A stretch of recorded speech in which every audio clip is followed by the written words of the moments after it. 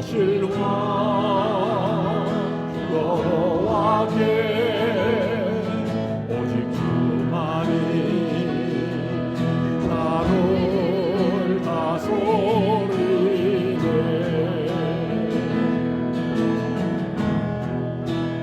주님만을 섬기리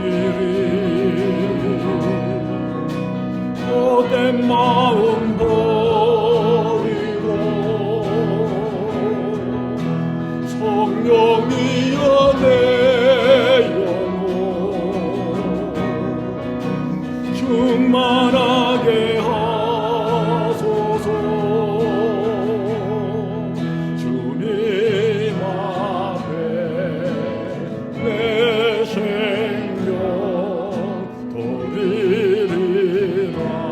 두 손 들고 찬양합니다. 두 손 들고 찬양합니다. 다시 오실 왕 여호와께 오직 주만이 나를 다스리네. 나 주님만을 섬기리 헛된 마음 버리고 성령이여 내 영혼 충만하게 하소서. 주님 앞에 내 생명 드리리라.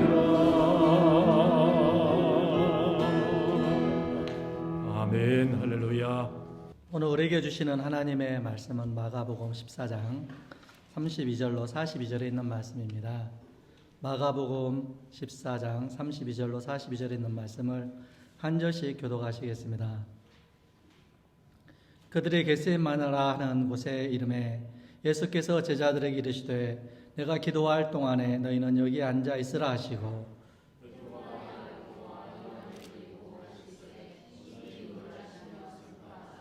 말씀하시되 내 마음이 심히 고민하여 죽게 되었으니 너희는 여기 머물러 깨어 있으라 하시고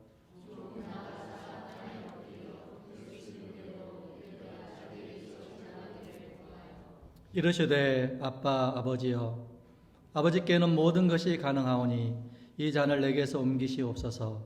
그러나 나의 원대로 마옵시고 아버지의 원대로 하옵소서 하시고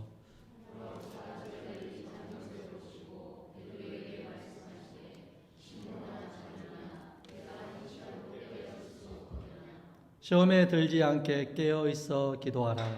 마음에는 원이로되 육신이 약하도다 하시고 다시 오사 보신즉 그들이 자니 이는 그들의 눈이 심히 피곤함이라. 그들이 예수께 무엇으로 대답할 줄을 알지 못하더라.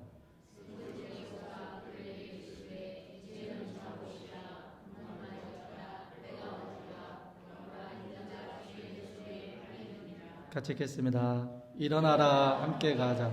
보라 나를 파는 자가 가까이 왔느니라. 아멘. 할렐루야. 우리 성도님들을 주님의 이름으로 환영합니다. 오늘 귀한 말씀을 통하여 또 일주일 동안 우리의 삶에 힘을 얻고 우리 성령 하나님의 인도하심을 받는 우리 성도님 되시기를 주님의 이름으로 축복합니다. 오늘 말씀해 보게 되면 겟세마네의 예수님을 우리가 볼 수 있습니다. 여러분, 우리 기독교 절기 가운데 가장 잘 알려진 절기가 성탄절과 부활절일 것입니다.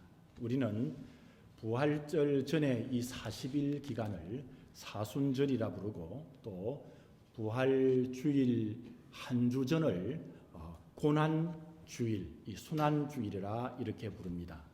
그리고 예수님께서 운명하신 이 금요일을 순환일이라 부르기도 하고 성금요일이라 부르기도 하고 영어에 보게 되면 굿 프라이데이라고 부르기도 합니다. 오늘 주일까지 포함해서 6주 후인 4월 17일이 여러분 부활주일입니다. 남은 시간 동안 우리 주님의 십자가의 고난을 묵상을 우리가 해서 이번 사순절 기간 동안에 우리 성도님들 각각 개인이 우리 주님을 꼭 만나고 또 우리 교회적으로 또 우리 가정적으로 변화와 부흥의 역사가 일어나도록 우리 예수님께서 겟세마네 동산에서 기도하신 것처럼 우리도 예수님과 같은 마음을 가지고 또 기도하면 좋겠습니다. 여러분, 우리가 한 사람의 정기문을 읽는다고 한다면 정기문을 여러분 읽어보지 않았습니까? 이수신 장군이라든지 또 세종대왕이라든지 또 우리가 많은 분들의 정기문을 우리가 들여다보면 대부분 그들의 출생에서부터 성장 과정과 그리고 그들이 쌓은 업적의 많은 부분을 차지하죠. 그리고 우리가 정기문을 보면 그것에 비해서 그 사람의 죽음은 거의 언급을 하지 않거나 한 5%, 정기문의 한 5% 정도에 불과한 것을 볼 수 있습니다. 그러나 우리 예수님의 죽음은 그렇지 않습니다, 여러분. 예수님의 생애를 말씀하시는 성경 말씀이 여러분 어디에 있죠? 주로 사복음서에 있지 않습니까? 마태, 마가, 누가, 요한복음 이것을 보게 되면 예수님의 죽음에 관한 부분이 무려 30% 이상 말씀하고 있음을 볼 수가 있습니다. 이것은 예수 그리스도의 이 죽음이 예수님의 사역의 클라이막스 혹은 하이라이트가 된다는 중요한 증거가 되는 것이지요. 성경학자인 알리 마츠라는 분은 갈보리 십자가의 예수님을 알지 못하는 사람은 하나님을 모르는 사람이며 신앙생활 하는데 가장 알아야 될 것을 모르는 사람이다, 이렇게 했습니다. 뿐만 아니라 지성적인 가치가 있다고 여겼던 이 헬레니즘의 문화 속에 살아왔던 사도 바울도 그가 알았던 모든 것을 배설물로 여기면서 내가 예수 그리스도와 그가 십자가에 못 박히신 것 외에는 내가 이제는 알지 아니하기로 작정하였노라, 이렇게 말씀을 했습니다. 그런데 예수님의 십자가의 이 순환, 예수님의 십자가의 고난은 겟세마네라는 오늘 우리가 본문에 읽지 않았습니까? 이 사건이 없으면 감당하지 못했을 것입니다. 왜냐하면 우리 주님은 겟세마네 동산에서부터 땀을 피같이 흘리며 본격적인 순환에 들어가시고 겟세마네 동산에서 우리 주님께서는 본격적으로 십자가를 지시겠다고 결심한 것을 확고하게 오늘 보여주고 계시기 때문입니다. 저는 오늘 이 겟세마네의 말씀으로 우리 성도들과 함께 이제 부활주일 이제 그렇게 많이 남지 않은 한 6주, 오늘 주일을 보면 6주 남았는데 오늘 우리 성도들과 함께 겟세마네 동산에 오늘 함께 오르면 좋겠습니다. 오늘 본문에 보면 먼저 예수님은 감난산이라는 곳에 오르셨습니다. 그 당시 이 감난산은 산 전체가 감람나무, 이 감람나무라는 것은 올리브 나무라고 생각하면 됩니다. 이 올리브 나무로 덮여 있는 산이라고 해서 이 감람나무로 덮여 있는 산이라고 해서 감난산이라고 불리우는 이곳에 올라가게 되면 예루살렘이 한눈에 바라보이는 곳입니다. 그곳에는 아주 작은 동산이 하나 있었습니다. 그래서 기름을 짜는 틀이라는 의미가 담긴 그 당시에 이 올리브를 많이 짜는 장소다 보니까 겟세마네라는 이름을 한 작은 동산이 있었습니다. 이 주님의 고난은 바로 이 겟세마네부터 시작이 되었습니다. 그래서 우리가 영화를 여러분 보게 되면 패션 오브 크라이스트라는 영화 보지 않았습니까? 그 영화도 보게 되면 시작이 어디에서부터 시작하던가요? 바로 겟세마네 이 동산에서부터 영화가 시작되는 것을 볼 수 있습니다. 그런데 우리 주님은 그곳을 습관처럼 쫓아서 가셨다고 말씀합니다. 처절한 죽음이 예고되는 시점에서 우리 주님은 겟세마네 동산에 오를 때에 무슨 작정을 하여서 새로운 장소로 올라가신 것이 아니라 늘 기도하시던 그 습관처럼 그 겟셋마네 동산에 올라가셨던 것처럼 예수님께서 그 동산에 올라가셨습니다. 그곳에서 우리 주님은 인류를 위한 우리 주님의 이 죽음을 확고히 준비하고 시작하셨다는 것이지요. 그래서 저는 그 습관을 거룩한 습관이라고 부르고 싶습니다.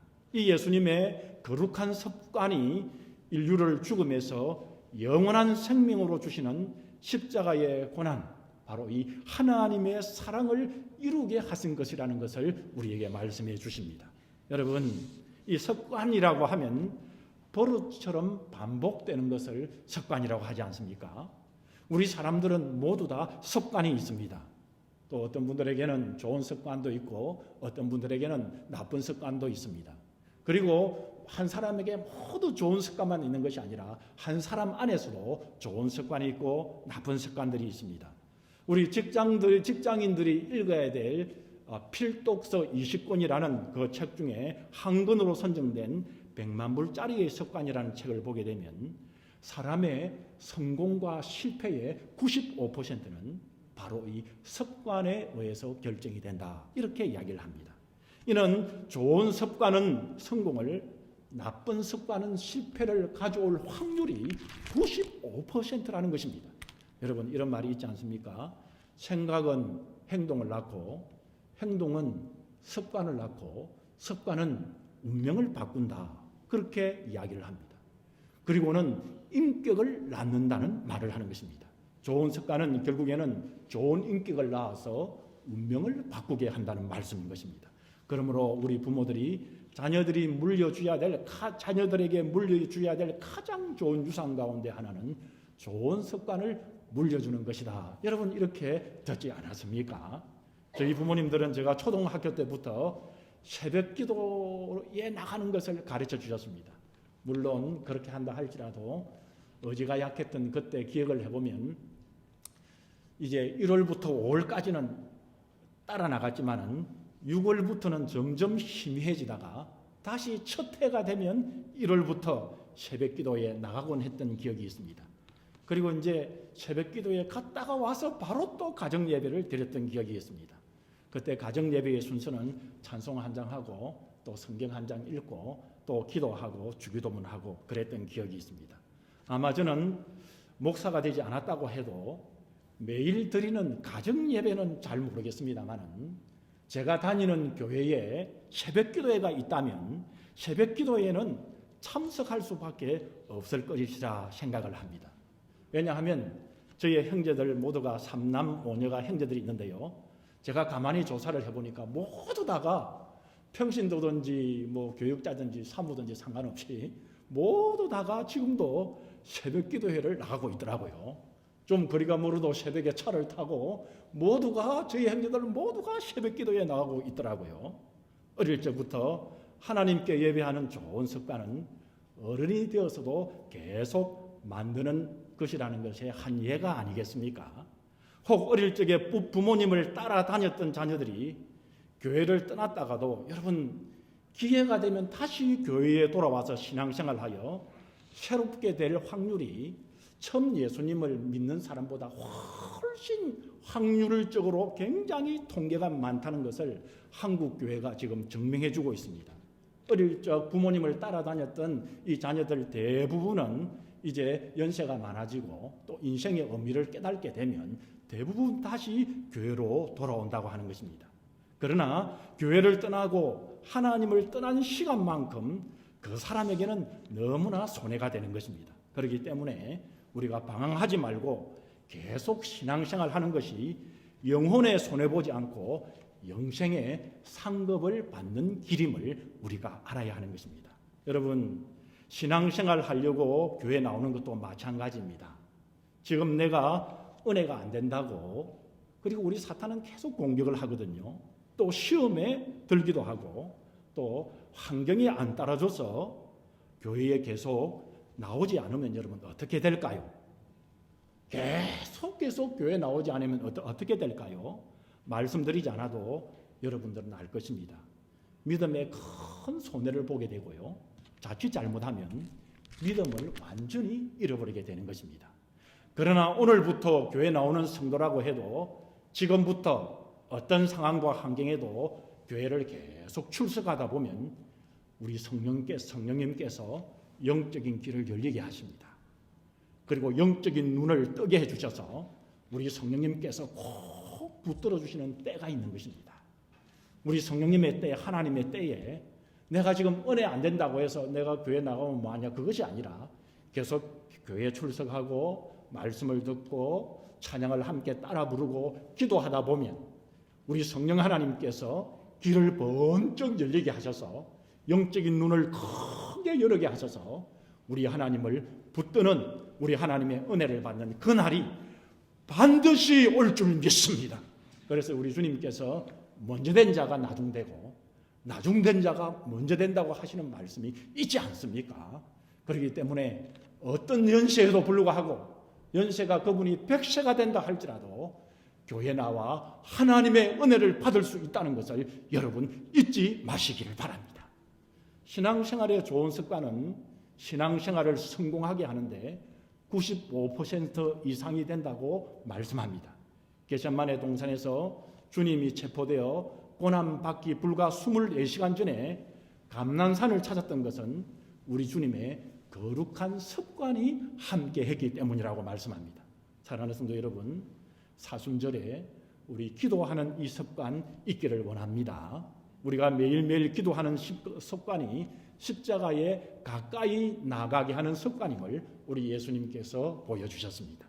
오늘 본문 34절에 보면 내 마음이 심히 고민하여 죽게 되었다, 이렇게 말씀을 하십니다. 이 말씀은 우리 주 예수님이 하신 말씀이라고는 도무지 믿어지지 않을 정도로 낙심된 상태에서 나오는 것 같습니다. 왜냐하면 우리 예수님은 삼위 하나님이시지만 또한 완전히 우리 주님께서는 우리 사람의 몸으로 입고 오신 온전하신 주님이십니다. 전 세계 크리스찬들에게 많은 사랑을 받은 엘샤다이 엘샤다이 하는 찬양이 있지 않습니까? 이 찬양을 작곡하고 작사한 노래하는 성경학자로 불리는 마이클 카드는 이렇게 이야기를 했습니다. 겟세마네가 없었다면 십자가가 없었을 것이다. 십자가에 달린 주님의 상처에서 피와 물이 흘러내릴 수 있었던 것은 그분이 겟세마네 동산에서 핏방울이 땀방울과 같이 흘렸기에 가능했다, 이렇게 이야기했습니다. 간혹 우리 사람들은 이렇게 이야기합니다. 주님이 실제로 땀을 흘리신 것을 핏방울로 보인다든지 혹은 땀방울을 은유적으로 표현하여 핏방울 같이 되었던 것이지 실제로 주님께서 무슨 겟세마네 동산에서 핏방울을 흘렸다는 것인가? 그러나 여러분, 이 말은 주님의 이 고통을 이해하지 못하기 때문에 나온 말인 것입니다. 여러분, 주님의 고통을 어떤 누가 완전히 이해할 수 있겠습니까? 그러니까 그것을 보지 않았기 때문에 예수님이 무슨 핏방울 흘렸다고 기록되어 있냐? 우리 예수님 진땀을 흘려서 그렇게 기록했지. 그렇게 이야기하는 분이 있을 것입니다. 그런데 말입니다. 사실을 파헤치는 최고의 신문기자이며 그렇게 놀라운 이 일을 했던 신문기자이고 이분이 무신론자였습니다. 이분 이름이 레스토 벨인데 이 레스토 벨은 예수 그리스도의 부활이 신화임을 증명하기 위해서 끝까지 취재하신 분인 것입니다. 이 최고의 신문기자이며 무신론자였던 레스토 벨은 부활의 허점을 찾기 위해서 시작된 수년간의 사실적이 되어야 되지 않느냐, 논증적으로 되어야 되지 않느냐, 객관적으로 해야지. 그래서 과학적인 취재의 결과를 가지고 그는 취재한 결과를 이렇게 그는 기록했습니다. 그는 그렇게 이야기했습니다. 예수님의 부활을 믿을 수밖에 없다라고 그렇게 여러분 이야기를 합니다. 여러분이 집에 가셔서 여러분 리스토벨이라는 그분의 이야기를 한번 들어보시기 바랍니다. 이 리스토벨이 쓴 책이 있는데요. 예수는 역사다라는 책에 보게 되면 예수님의 겟세마네 동산에서 흘리신 핏방울에 대하여 과학적인 증거를 나타내주는 말이 있습니다. 그곳에서 예수님이 흘리신 핏방울은 사람이 깊은 고민과 견디지 못하는 괴로움이 있다면 모세 혈관이 터지게 된다. 그래서 모세 혈관이 터지게 되면 땅구멍으로 그 모세 혈관에 피가 나올 수밖에 없다고 말하는 한 법의학자의 말을 인용을 합니다. 그 당시 주님이 흘리신 것이 땀방울이 아니라 핏방울이었음을 현대의 과학도 증명해주고 있는 것입니다. 주님은 십자가를 앞에 두고 죽음만큼이나 큰 고민과 고통을 가지고 있었습니다. 이는 예수님께서 탄생하기 700년 전에 이사야 선지자를 통하여 예수님에 대해서 예언을 했습니다. 뭐라고 예언했습니까? 우리 예수님이 오시면 그 예수님은 강고를 많이 겪은 자며 실고를 아는 자라고 그렇게 말씀했습니다. 여러분, 겟세마네 동산에서 바로 우리 예수님은 이 고통의 시간을 겟세마네 동산에서 보였습니다. 성자 예수님 육신의 몸으로 오신 것을 거부하는 영지주의자들이 있습니다. 이 영지주의자들은 우리 육신은 더럽고 육신은 아무 가치가 없고 영만 가치가 있기 때문에 이 예수님께서 육신의 몸으로 오신 것은 이해할 수 없다고 말하는 그들이었습니다. 그들은 뭐라고 말했냐 그러면 주님의 몸은 우리 인간에 보이는 허상이므로 그는 고통을 당하지 않았다. 예수님은 십자가의 고통을 당하는 같이 영화로 그렇게 영화처럼 보인 거지 실제로는 당하지 않았다고 말합니다. 그러나 우리 주님의 십자가의 고난은 겟세마네로부터 시작되었다고 명확하게 증거해 주는 말씀이 아닙니까? 더군다나 우리 예수님께서는 의인을 위해서 또 뭔가 정의를 위해서도 아닌 주님이 마셔야 하는 그 잔 안에는 우리 죄인들의 온갖 더러운 죄가 쌓여 있고 그리고 냄새가 진동하는 그 잔을 마셔야 한다고 생각하면 차마 우리 주님의 고통은 너무나도 크셔서 내가 죽게 되었다고 호소하신 오늘의 본문의 말씀이 맞는 것입니다. 우리가 흔히 순환어로 사용하는 이 영어의 패션이라는 뜻은 깊은 고통을 겪다가 이 의미를 가진 파셔초라는 것에서 파생된 단어입니다. 그렇기 때문에 이 순환으로 쌓이는 패션은 헌신으로도 사용할 수 있는 말입니다. 우리 예수님은 하나님께 성자 하나님이신 우리 예수님이 고난으로 헌신했습니다. 이 헌신으로 인하여 세상에 의가 들어올 수 있었고 그리고 우리를 구원에 이르게 하신 것입니다. 동일한 본문인 마태복음 26장 39절에 보면 할만하시거든 이 잔을 내게서 지나가게 하옵소서 그러나 내 원대로 마옵시고 아버지의 원대로 하옵소서라고 말씀하십니다. 어쩌면 겟세마네 동산하면 가장 많이 떠오르는 말씀이 여러분 이 말씀 아닙니까? 그러나 아이러니하게도 가장 그 말씀을 우리가 잘 알면서도 그 말씀대로 우리가 기도를 잘 하지 못하고 또 그 말씀대로 잘 살지 못하는 것이 우리의 오늘날 현주소를 가지고 있는 우리의 신앙생활이기도 합니다.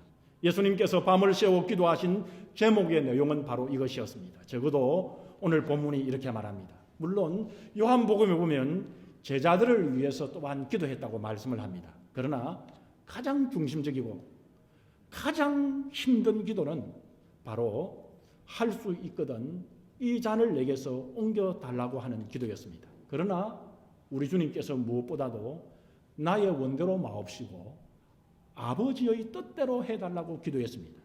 할 수만 있다면 이러한 십자가를 지지 않게 해달라고 십자가를 지는 고통의 잔은 마시지 않게 해달라는 기도를 드리고는 그 마지막에 뭐라고 말씀했습니까? 그러나 나의 원대로 마옵시고 아버지의 원대로 아버지의 뜻대로 해달라고 기도한 것입니다. 기독교 윤리학자인 존 하워드가 쓴 The Politics of Jesus라는 이 예수의 정치라는 책에 보면 만일 예수님이 아버지의 원대로 하지 않았더라면 어떻게 되었을까? 그렇게 그는 성찰을 하면서 기록한 책의 내용이 나오는데요. 그는 이 글에서 아마 예수님이 자신의 원대로 하였다면 정말 십자가를 지지 않았고 원수들을 다 물리쳤을 것이라고 기록합니다.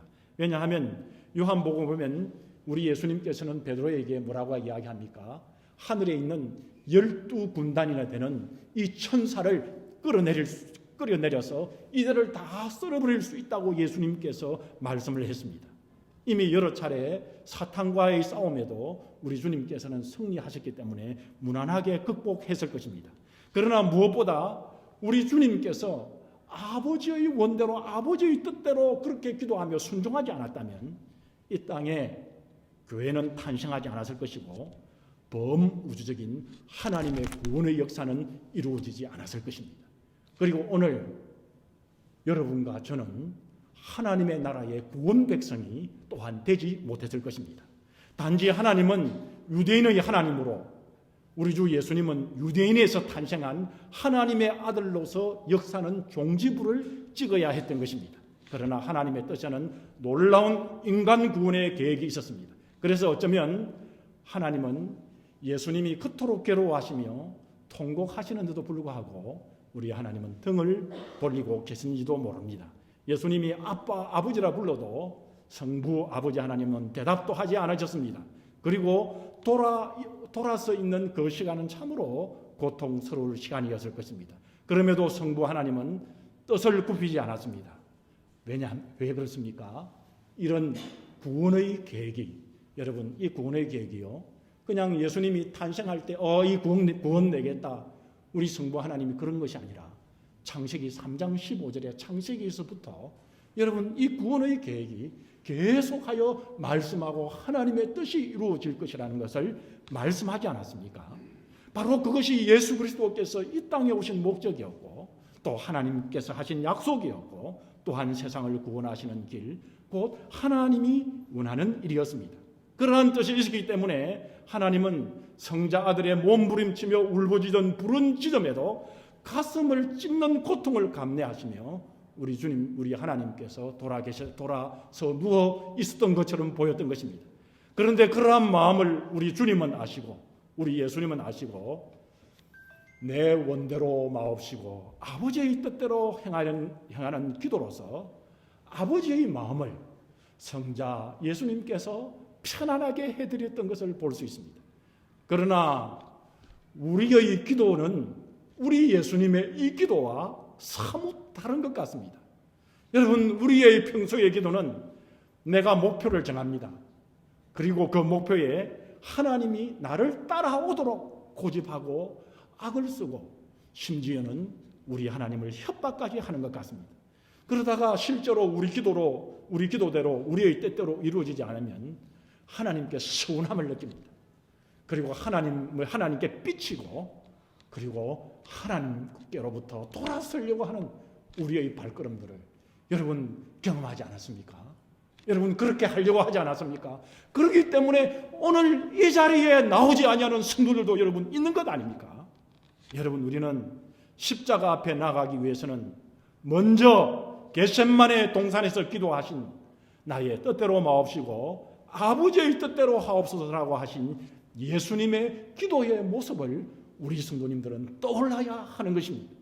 우리가 따라가야 될 것은 내 뜻대로가 아니고 우리가 걸어가야 될 것은 내 원대로가 아니라 우리는 하나님의 말씀을 바라보고 말씀을 읽고 신앙생활하는 성도들이기 때문에 그런 분들이 성도들이기 때문에 우리는 예수님이 가신 그 길을 바라봐야 되고 예수님이 가신 그 길을 따라가는 성도가 되어야 되는 것입니다. 이것이 성경에서 말씀하시는 참 하나님의 성도들인 것입니다. 찬송가 540장 2절에 보게 되면 주여 넓으신 은혜 베푸사 나를 받아주시고 주의 뜻같이 되게 하려고 나의 뜻대로가 아니라 주의 뜻대로 되게 해달라고 우리는 찬송하고 있는 것입니다. 여러분 예수님의 고통은 골고다 십자가보다 겟세마네가 더더욱 심했다고 할 수가 있는 것입니다. 이는 바로 겟세마네 동산에서 그렇게 울부짖고 괴로워하며 탄식하던 예수님이 동산에서 내려가신 후에는 여러분 어떤 모습이십니까?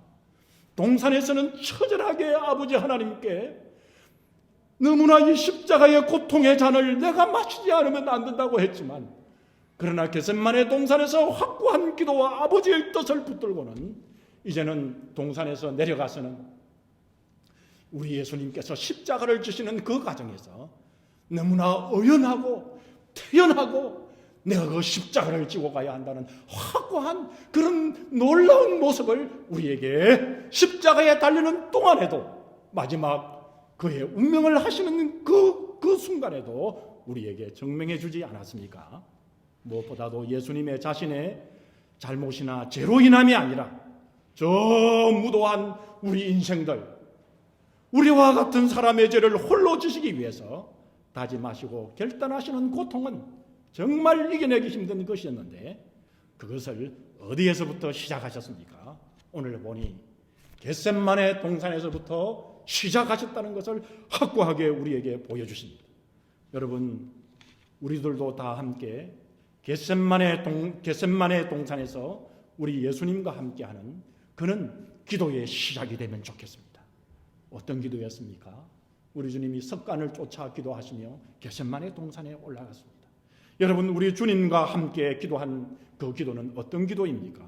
주님, 내가 정말 이거 되면 좋겠는데, 주님, 내가 정말 이거 넘어가면 좋겠는데, 주님, 정말 이거 이루어지면 좋겠는데, 주님, 정말 이것이 어떻게 되면 좋겠는데, 그렇지만 나는 원하지만 내가 원하는 것이 아버지의 뜻이 아니라면, 하나님의 뜻이 아니라면 하나님의 뜻에 나의 것을 맡깁니다. 여러분, 이런 성도의 기도가 돼야 되지 않겠습니까? 여러분, 내 뜻대로 되지 않는다고 해서 우리 주님을 섬기는데 삐치는 성도가 있다면 제발 돌리시기를 바랍니다. 여러분, 낙심한 성도가 있다면 다시 힘을 얻으시기를 바랍니다. 주님 발걸음, 주님께로 발걸음을 돌리다가 쩌벅쩌벅 뒤로 돌리는 우리 성도님들이 있다면 우리 예수님 보십시다. 누구 보고 신앙생활 합니까, 여러분? 누구 보고 주님을 따라가겠습니까? 우리 주님 보고 따라가야 되지 않겠습니까? 더 가까이 우리 주님께로 나아가므로 우리가 십자가에 좀 더 가까이 할 수 있는 우리 성도님들이 될 줄 믿습니다. 우리가 이 사순절 기간에 바로 오늘 겟셋마네 동산에서 우리 주님을 바라보며 주님을 묵상하는 가운데 이 사순절 기간에 우리 하나님의 귀한 은혜를 몽땅 누리시는, 풍성히 누리시는 우리 성도님들이 되시기를 주님의 이름으로 축복합니다. 다 같이 기도하겠습니다. 주님, 이 사순절에 우리 주님의 모습을 바라보며 우리가 끝까지 신앙생활하는 우리 성도들 꼭 되게만 하여 주시옵소서. 오늘 이 땅에는 주님을 바라보고 따라가고 아버지의 뜻대로 우리가 나가기보다 내 뜻대로, 내 생각대로, 내 목표대로, 내 기운대로 살아가는 사람이 많습니다. 그래서 싸우고 짜증내고 또 주님에 대한 열심도 없고 발걸음도 멈추고 주님께 삐치고 주님께 삐쳐서 주님을 바라보는 것을 등한히 하다가 믿음을 잃어버리는 사람도 많습니다. 주님이시여 내 뜻대로 마옵시고 우리 아버지의 뜻대로 이루어지기를 원하나이다 라고 기도하면 우리 아버지의 무한하시고 놀라우신 뜻이 우리들에게 일어남을 믿습니다. 우리 주 예수님께 일어났던 것처럼 우리들에게도 일어날 줄 믿습니다. 이 주님의 귀한 약속의 말씀 붙들고 끝까지 주님 바라보며 신앙생활하는 우리 모든 말씀의 성도들, 오늘 이 땅에 있는 모든 성도들이 되게만 하여 주시옵소서. 우리 구주 예수님의 이름으로 간절히 기도 올리옵나이다. 아멘.